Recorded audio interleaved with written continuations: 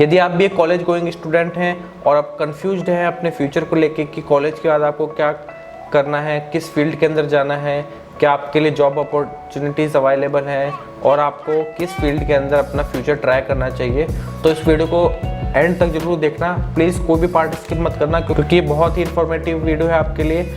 और यदि आप अभी तक इस चैनल को सब्सक्राइब नहीं किया तो सब्सक्राइब कर लीजिए क्योंकि मैं बहुत ही ऐसी इन्फॉर्मेटिव वीडियोज़ आपके लिए लेके आता रहता हूँ। तो चलिए आज का वीडियो स्टार्ट करते हैं।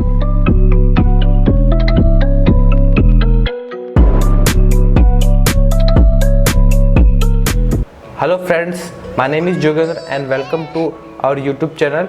देखिए, पहले अगर मैं पॉइंट पे बात करता हूं तो पहला पॉइंट आता है कि यदि आप ग्रेजुएशन के बाद यदि आप अपना फील्ड और अपना फ्यूचर यदि टीचिंग लाइन को ज्वाइन करना चाहते हैं, कि जैसे आप टीचिंग लाइन में भी दो पॉइंट आते हैं। एक पॉइंट आता है कि यदि आप अपना फ्यूचर के अंदर कॉलेज में पढ़ाना चाहते हैं, वहाँ पे टीचिंग कराना चाहते हैं, या फिर सेकंड आता है हमारी स्कूल एजुकेशन के अंदर टीचिंग कराना चाहते हैं। तो यदि आपको हम पहले पॉइंट पे बात करते हैं कि यदि आप कॉलेज में आपको एक प्रोफेसर बनना है, एक या फिर यूनिवर्सिटी के अंदर एक प्रोफेसर बनना है, तो उसके लिए मैं बताता हूँ आपको। सबसे पहले अपनी ग्रेजुएशन करने के बाद आपको अपनी जो डिग्री के अंदर पोस्ट ग्रेजुएशन करना पड़ेगा। आप जिस भी फील्ड से हैं, चाहे वो साइंस हो, चाहे वो कॉमर्स हो, चाहे आर्ट्स हो, तो बीए के बाद आपको एमए करना होगा, बीकॉम के बाद एमकॉम और बीएससी के बाद एमएससी करनी होगी। इसके बाद यदि आपने ये पोस्ट ग्रेजुएशन कर ली है, पोस्ट ग्रेजुएशन के बाद आपको रेस्पेक्टिव फील्ड के अंदर एक एग्ज़ाम होता है, नेशनल एलिजिबिलिटी टेस्ट, जिसको हम कहते हैं नेट का एग्ज़ाम।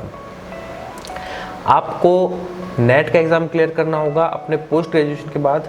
और जो नेट का एग्ज़ाम है वो भी हमारे दो टाइप्स के होते हैं। एक जो नेट होता है वो कराता है यूजीसी, यूनिवर्सिटी ग्रांट कमीशन, और जो दूसरा एग्ज़ाम होता है, दूसरा नेट होता है, वो हमारा कराता है CSIR। तो जो CSIR होता है वो स्पेशली साइंस के सब्जेक्ट के लिए होता है। तो वहाँ पे से आपको नेट का एग्ज़ाम क्वालिफाई करना होगा।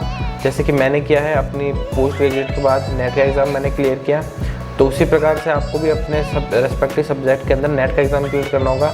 यदि आपने नेट का एग्ज़ाम क्लियर कर लिया है तो उसके बाद एलिजिबल हो जाते हैं आप किसी भी यूनिवर्सिटी या कॉलेज के अंदर as a assistant professor appoint होने के लिए। इसी के साथ मैं आपको कुछ एक पॉइंट और बताना चाहता हूँ कि करंटली पिछले 1-2 साल से यूनिवर्सिटी और कॉलेज के अंदर एज ए PhD को कंपलसरी किया जा रहा है एज ए असिस्टेंट प्रोफेसर, लेकिन अभी वो प्रोसेस के अंदर है। तो आपको अभी तो नेट क्लियर करना ही है, एज ए PhD आपको करना होगा। ये हमें कुछ टाइम बाद हम देखेंगे इसको, लेकिन अभी तो हम बेसिक पे चलते हैं कि हमको पोस्ट ग्रेजुएशन के बाद नेट का एग्ज़ाम क्लियर करना ही हो। एज नेट का एग्ज़ाम क्लियर करने के बाद आप किसी भी कॉलेज और यूनिवर्सिटी में प्रोफेसर के लिए एलिजिबल हो जाते हैं। अब बात आती है कि अब आपको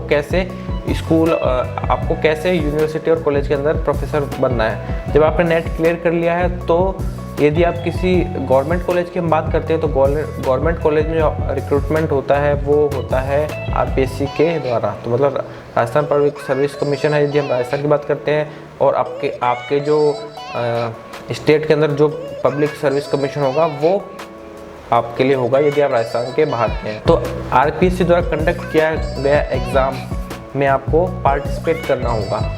तो यदि आप उस एग्ज़ाम में भाग लेते हैं, उसके बाद आपका क्या होता है कि रिटर्न जो पेपर होता है वो क्लियर होता है। तो राजस्थान की मैं बात करूँ तो राजस्थान में हर RPSC जो पेपर कंडक्ट कराता है वो 2 पेपर होते हैं, सब्जेक्ट के पेपर होते हैं। 2 पार्ट में सब्जेक्ट पेपर होते हैं, और जो तीसरा पेपर होता है वो होता है GK का, राजस्थान GK का। तो आपको 3 पेपर क्लियर करने होते हैं। तो जो सब्जेक्ट का जो पार्ट होता है वो 200 नंबर का होता है, और 200 के बाद में जो आपका इंटरव्यू होता है वो 24 का होता है। अब जो 200 नंबर हैं इसमें भी आपके सब्जेक्ट का जो हिस्सा होता है वो 150 प्लस 50 नंबर राजस्थान GK।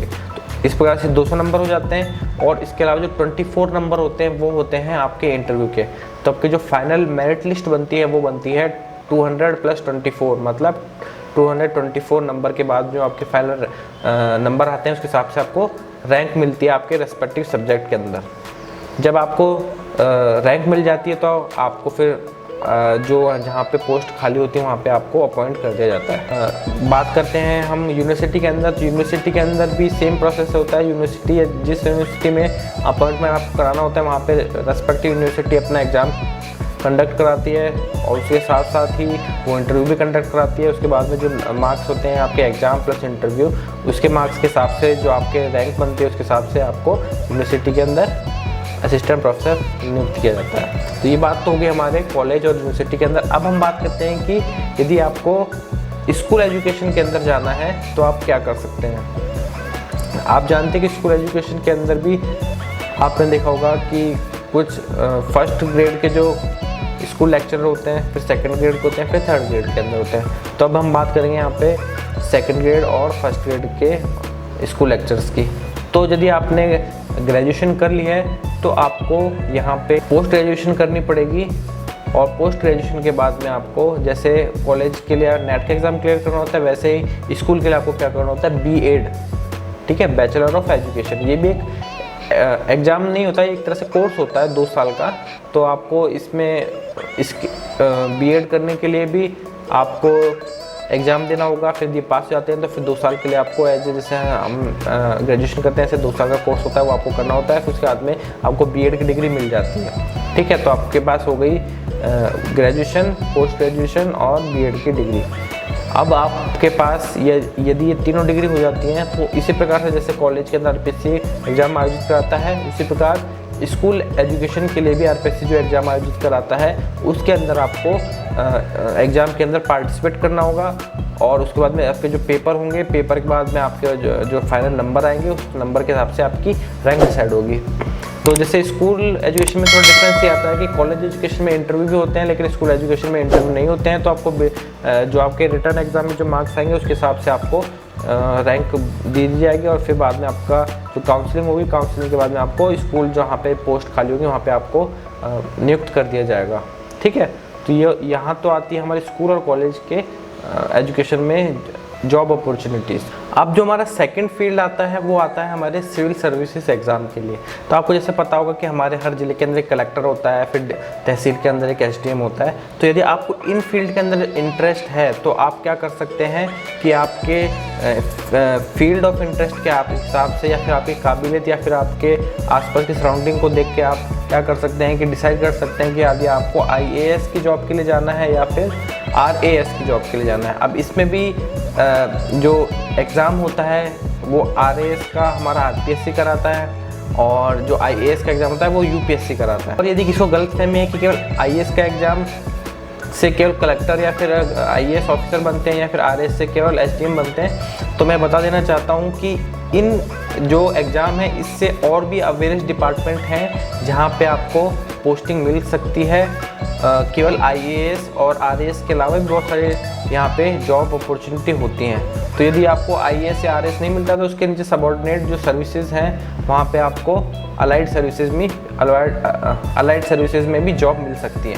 तो यदि आपका सेंट्रल गवर्नमेंट की सर्विस में जाना है आपको, तो वहाँ पे आपको UPSC का एग्ज़ाम क्लियर करना होगा। और एग्ज़ाम भी आपको UPSC का क्या होता है कि हर साल रेगुलरली एग्ज़ाम होते हैं, ठीक है। तो वहाँ पे आपको बहुत अच्छा चांस है कि यदि आपकी पढ़ाई रेगुलर है वहाँ पे, तो आप हर साल जो एग्ज़ाम होता है वो आप देख सकते हैं। इसके अंदर सेम पैटर्न है UPSC के अंदर कि सबसे पहले आपको प्री एग्ज़ाम क्लियर करना होगा। प्री एग्ज़ाम क्लियर करने के बाद में प्री एग्ज़ाम हर एक फील्ड के लिए होता है। मतलब आप यदि आपने BA की हो, BCom की हुए हो या फिर BSc की हो, आपको बस एक ग्रेजुएशन की डिग्री चाहिए, चाहे वो किसी भी फील्ड के अंदर हो सकती है, ठीक है। आप लॉ हो सकता है, आपने लॉ किया हो, LLB किया हो तो भी आप दे सकते हैं, और आपने BSc MSc किया हो वो भी दे सकते हैं। तो आप क्या कर सकते हैं कि UPSC का एग्ज़ाम दे सकते हैं। तो आपको प्री क्लियर करना होगा, प्री के बाद रिटर्न एग्ज़ाम होगा, रिटर्न एग्ज़ाम क्लियर कर लोगे उसके बाद आपका होगा इंटरव्यू। तो आप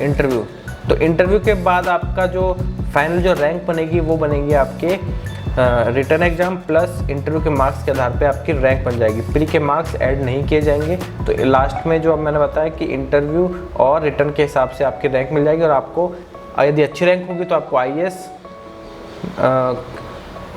यदि आपकी अच्छी रैंक होगी तो आपको IAS ऑफिसर की जॉब मिल जाएगी, और उसके हिसाब से फिर चॉइस के हिसाब से आपको IAS या फिर RPS या IFS फॉरेस्ट सर्विस या फॉरेन सर्विस इसकी जॉब भी आपको मिल सकती है।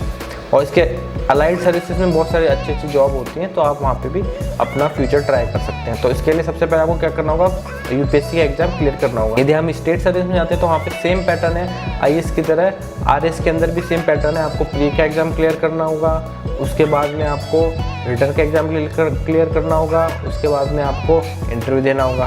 फाइनल जो आपकी रैंक बनेगी वो बनेगी आपके फाइनल इंटरव्यू प्लस रिटर्न के मार्क्स के आधार पे। इसमें प्री का मार्क्स ऐड नहीं होते हैं। तो सेम आपको यदि इसमें अच्छी रैंक आती है आपकी तो आपको आरएस ऑफिसर बना दिया जाएगा। उसके बाद में आपको